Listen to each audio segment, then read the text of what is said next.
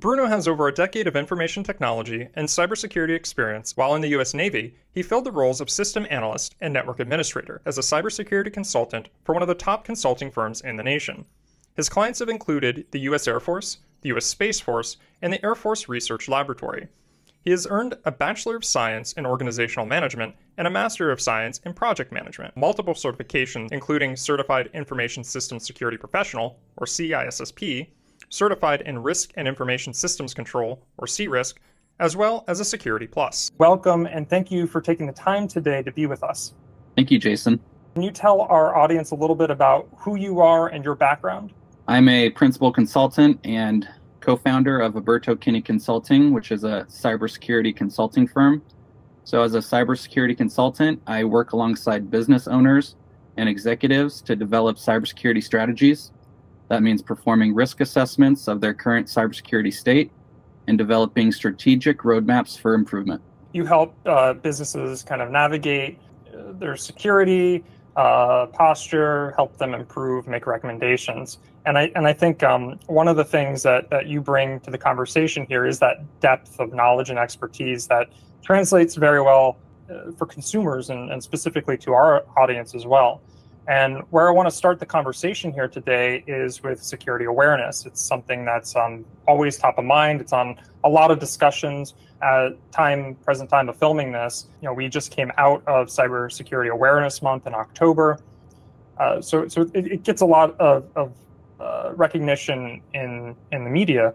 And I think part of that is that the cost of cybercrime really is continuing to rise as threat actors find new and innovative ways to steal money, private information, sensitive data, and even your identity online. According to the FBI's 2022 Internet Crime Report, Americans filed over 800,000 complaints of internet crime in 2022, with total losses exceeding $10.3 billion. This is up $3.4 billion from the previous year, or 49% year over year. So with that context in mind, and with some of those stats out there, why is it that security awareness is so important that the entire month of October is dedicated to it? Cybersecurity awareness is important for several reasons. I think the first is that it helps individuals and organizations protect against cyber threats such as malware, phishing attacks, and ransomware.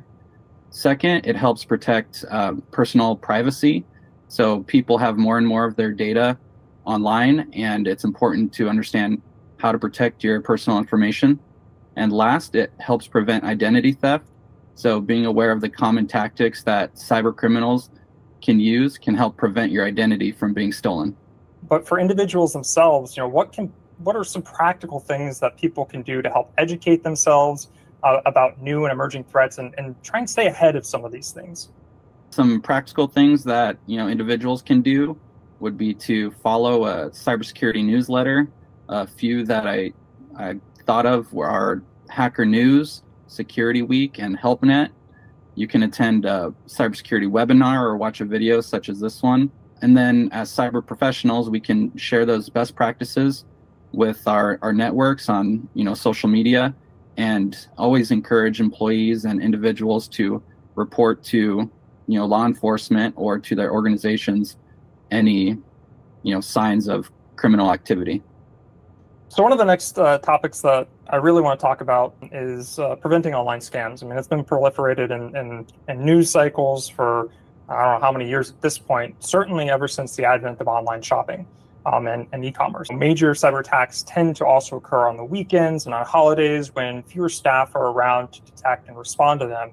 During the holiday season, consumers can be especially susceptible not only to ransomware threats, but to phishing attacks and other dangers. Last year, it was reported that nearly 75% of Americans experienced at least one holiday scam.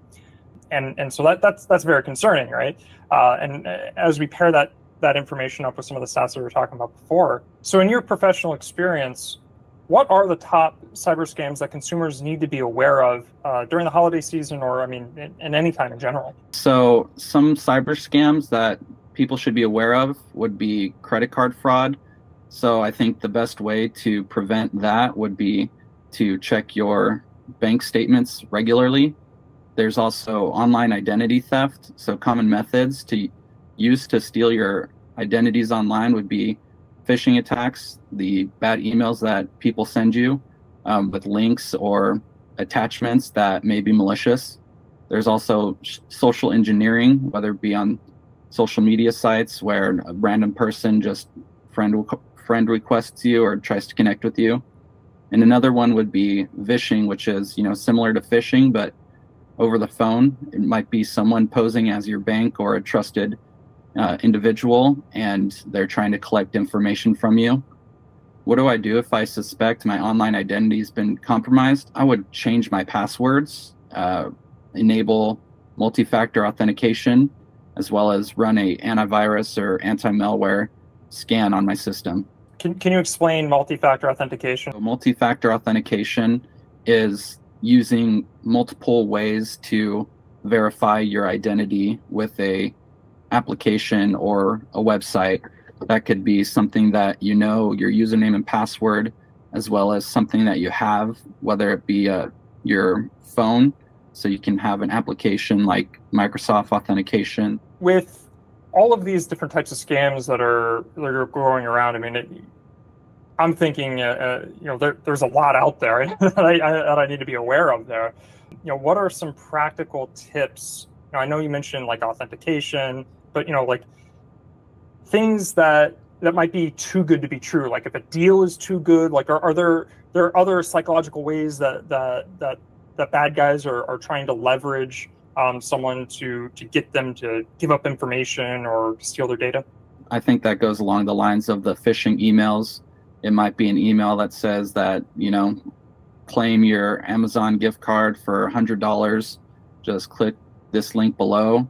Then it'll take you to a site that looks, similar to Amazon or similar to some website that'll have you put in your information. And instead of giving you your Amazon gift card, it just stole your information.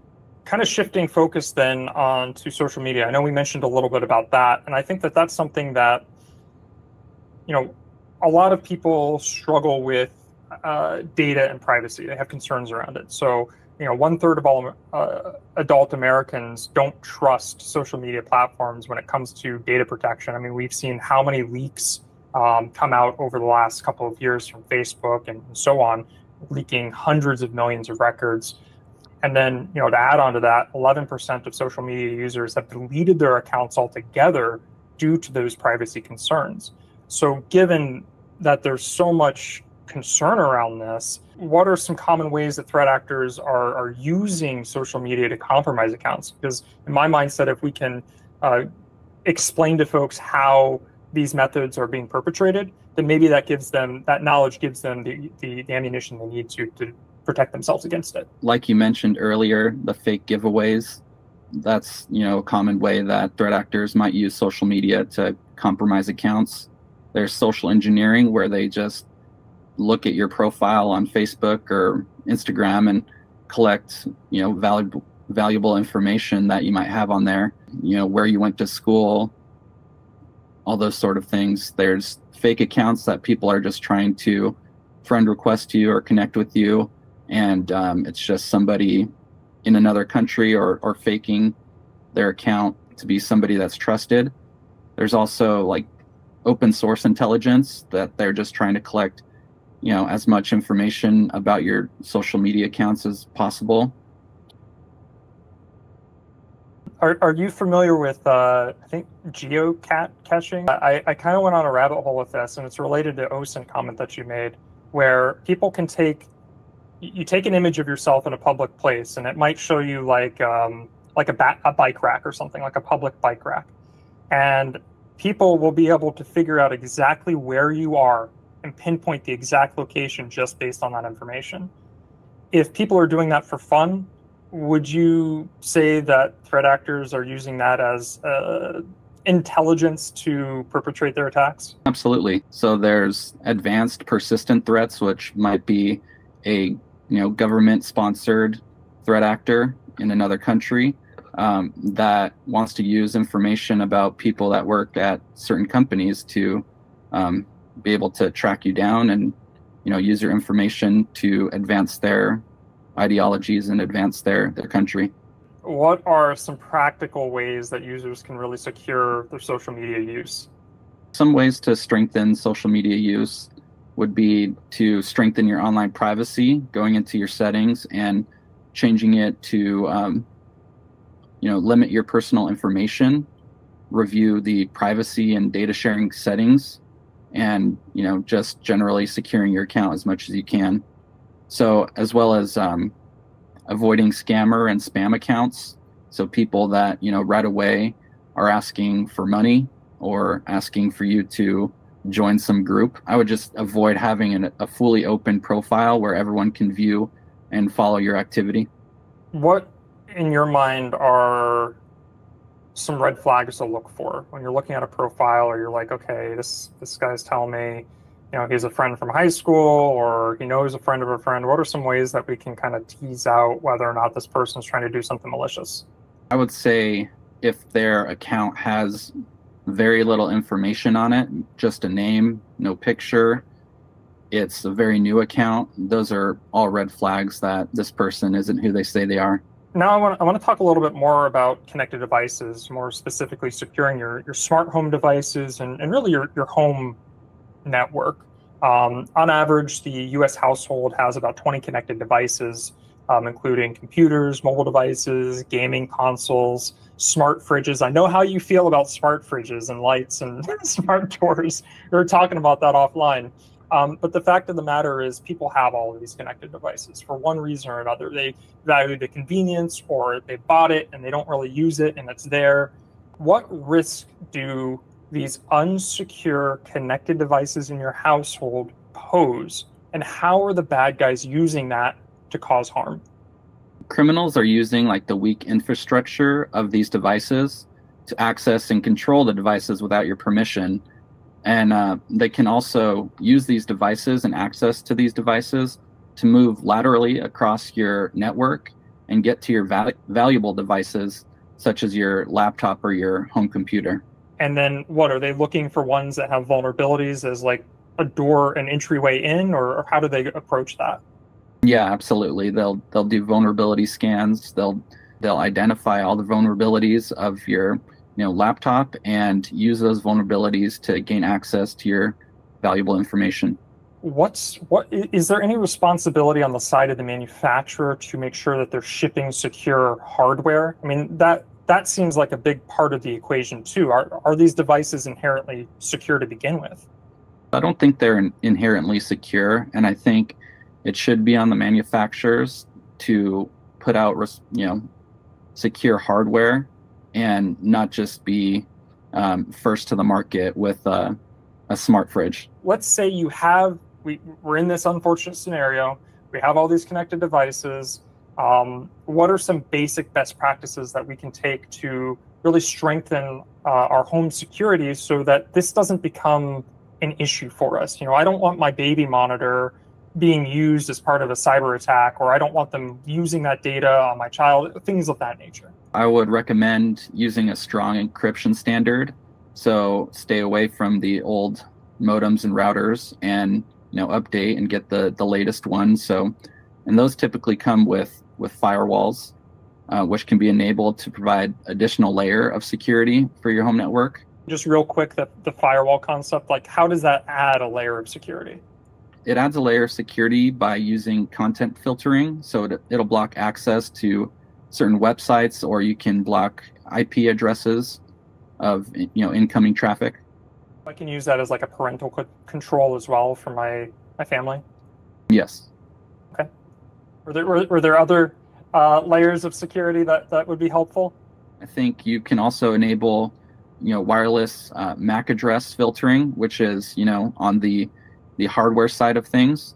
So every device has a unique hardware identifier, and you can use those hardware identifiers to also filter content, so only allowing communication from trusted hardware. What, in your mindset then, if we're talking about security solutions, and I know there's a lot on the business side that you can deploy, and I think for a lot of people, they're not going to go out of their way to deploy, super robust security unless you're an aficionado or you're a security nerd like us, right? But if you're just you want to do right in a cost-effective way for your family, you want to help them mitigate some of these types of attacks, and even some of the attacks that we had talked about previously. What would you say are the minimum required security solutions when it comes to preventing these and mitigating these types of attacks for your home network? The content filtering that we talked about with the firewall. So that'll block the access to websites matching unwanted categories, or you can schedule access to your network. So you can have it off from 9 p.m. till 7 a.m. in the morning.